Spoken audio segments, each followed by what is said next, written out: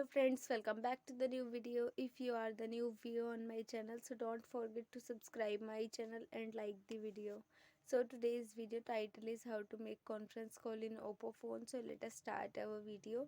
Firstly, you have to move up. Then here you will see many app icon. Click on the phone icon first. Then here you will see this type of icon.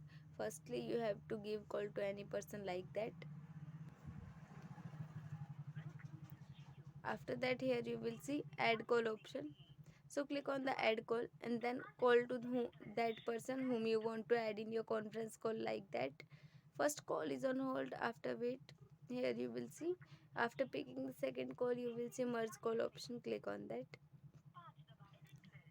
Here you will see in this way conference call is make. So I hope this video helped you. So please subscribe my channel and like the video.